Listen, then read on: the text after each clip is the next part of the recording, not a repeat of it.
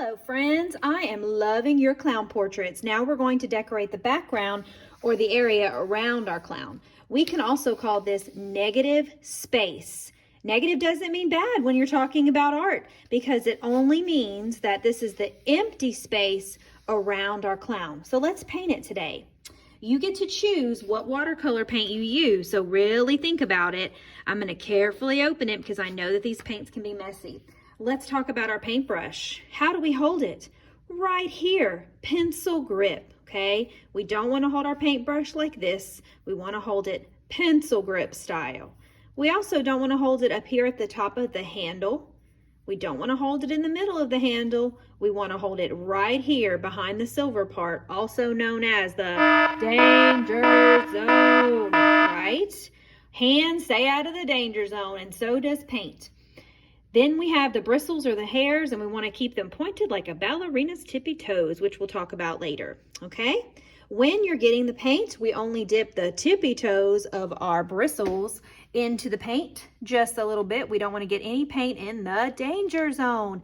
And I like to carry my brush around with my hand underneath in case it drips. I would not want it to drip on my beautiful clown, but if it drips on my hand, that would be much better, right?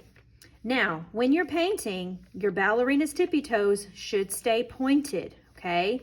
So watch carefully. We never want to mash our brush down like this, okay? We call that the booty scooting ballet, and we do not want to go there because we don't want our ballerina scooting around on her bottom. When you're painting, keep your brush nice and pointed like this so that your brush isn't mashed or scooting around on its bottom, okay? And when I'm painting, I like to pretend that I'm sweeping the floor. So I'm moving my brush around just like a broom moves around on the floor if I'm sweeping. When I get to my clown, I'm going to go around my Sharpie lines or my black lines very carefully so that I don't get paint on my Sharpie lines or my oil pastel. If I accidentally get it on my oil pastel or on my clown, that's okay, but try not to let it happen again or too much, okay? So see how I'm going very carefully around my clown's wig because it has some curved lines, okay? In this little bitty space in here, I'm gonna have to turn my brush a little bit to really get in there so that I don't get it on my clown. Very good. If you have a puddle of paint, make sure that you, like this, make sure that you sweep it to another part of your negative space or your empty white space so that it doesn't collect and it doesn't drip. And that way it'll dry better too. It'll look better too. We don't want to have big puddles of paint anywhere on our paper. Make sure you're painting the whole part of the white area. You're not leaving any white spots. You're painting the whole thing. When you need more paint, dip it in the cup and get a little bit more. You'll know you need more paint if your brush makes a scratchy line.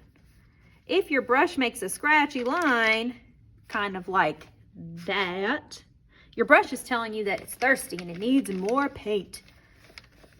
All right, so I'm found a little puddle here and I'm just sweeping it around and I'm going very carefully around my clown's curvy lines. Okay, very good. I see some scratchy lines right there.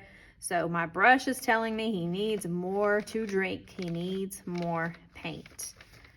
Okay, I'm gonna keep sweeping these little puddles because I think I have enough to finish. See some little white spots and one right there. And I'm done with my first one. Okay, I'm gonna do another one at super fast speed so you can watch carefully. Remember, you are not gonna be painting at super warp speed. You're gonna go nice and slow, nice and neat. Okay, let's watch.